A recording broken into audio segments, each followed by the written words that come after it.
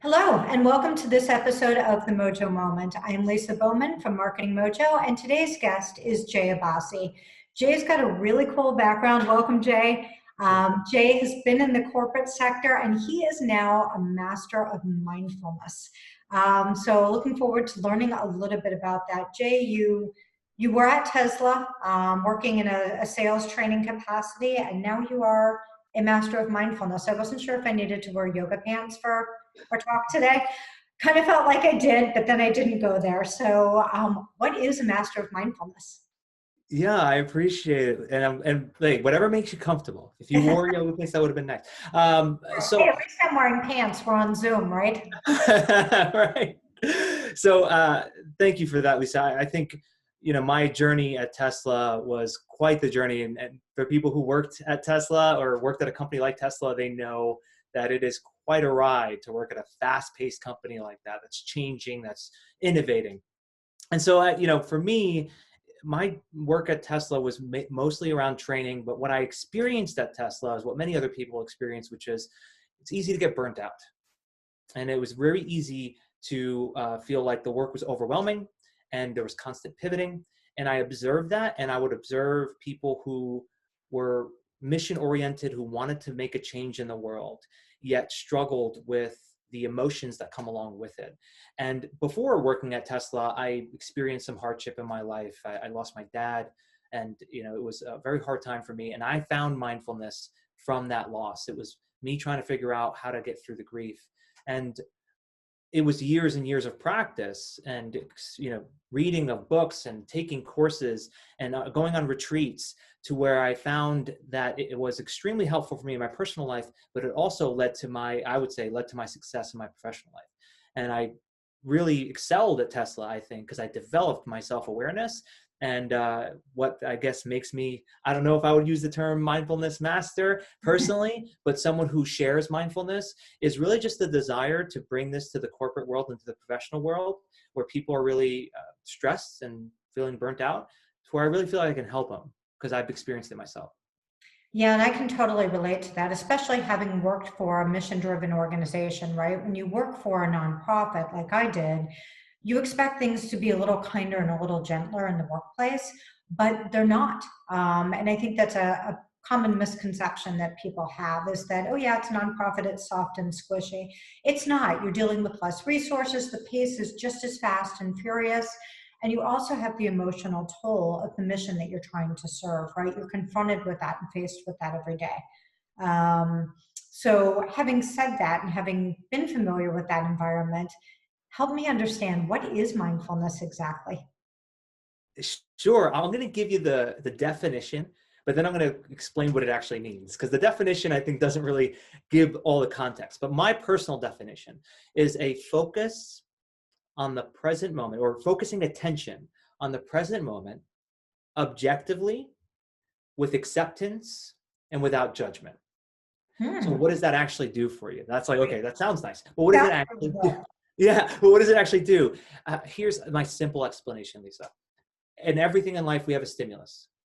There's something that happens, and the stimulus could be outside of us, right? Something someone says or does, whatever, or even inside of us. It could be a thought or a feeling that comes up. That's the stimulus.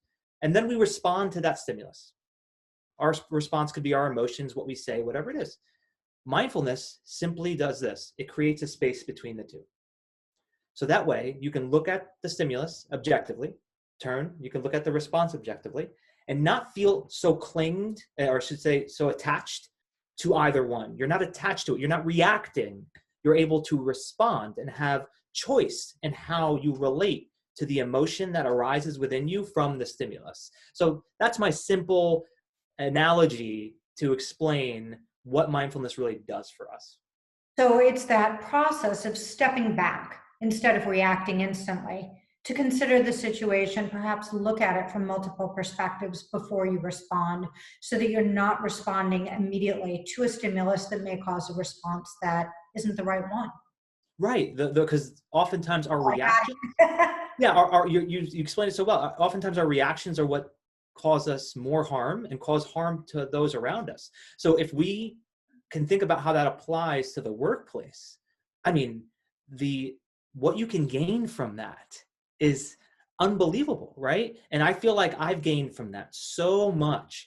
Now, yeah, does that help also with stress and anxiety and those things? Sure, it does. But it also helps with tapping into creativity. It also helps with being more effective. It also helps being a better leader because you're not as reactive to what's being said. You're able to respond proactively.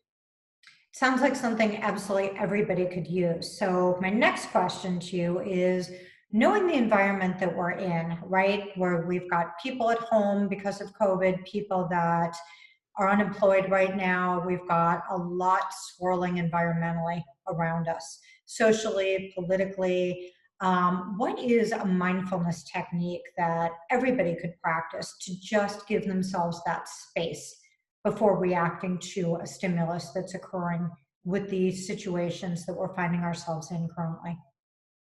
Yeah, I'm happy to share, Lisa. I think with every person, it's customized to the individual, and so it's hard to have one tip that kind of goes across everyone. But one that I find very effective and people seem to really enjoy it or find it useful is first have what I like to call is the focal point for you when it comes to where you can recognize your breath going in and out. So maybe you try right now, right? Like think about when you're breathing, and you breathe in either through your nose or through your mouth. There's this focal point, like in other words, an area where you notice the air going in and out. Could be your lips, could be the roof of your mouth, could be your nostrils, it could be your tongue, your teeth, whatever is yours, right? Think about that focal point and just label it in your head. That's my focal point. And when you're feeling stressed or you're feeling like I'm about to lose it, just go to your breath and think about focal point, and then recognize what it feels like when the air just flows in and out and when it hits that focal point. Like notice it, just become aware of it.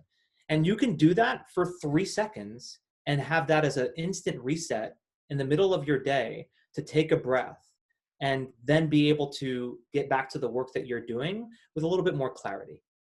I'm going to try this for every day for the next week, and then I'm going to let you know how this goes. Yeah, please, please. That's pretty simple, and it sounds like it just gives you that interception between the moment and a pause and the next thing that you're going to do. Exactly. Cool. So my next question for you, because we're getting close to our time, is certainly you've been on this journey. As I talk to people and I understand their journeys, it seems that somewhere along the way, most people have had a mojo moment. Can you share with me what yours was and when it occurred? Yeah, sure. My mojo moment was the recognition that there is no better time than now to do what I love. And that was I realized it earlier this year. I remember I left. I was at this restaurant with the CEO, and I left the restaurant, and it occurred to me, my gut was telling me like, because I was going to take a job with the CEO. I was considering it, and my gut was like, no, not this. And I realized right then, I said, what am I doing? I should just do what I love. I should just give to the world in any way I can. And that for me was the moment of realization to just share as much as I can about mindfulness and what I love and what I think is really going to help people in the world. That is awesome. Thank you so much for sharing that. And if people want to find you and learn more about mindfulness, where's the best place to do that? Well, LinkedIn is always a great place to find me, but otherwise they can check out my website. It's jabassi.me, and there's a lot of goodness on there as well. Cool. Jay, grateful to have you here today. Thank you. I appreciate you. And I will report back in 1 week after I've tried focusing on where I'm inhaling. That sounds great. I look forward to hearing about it, Lisa. Thank you. Be well. Bye. Bye.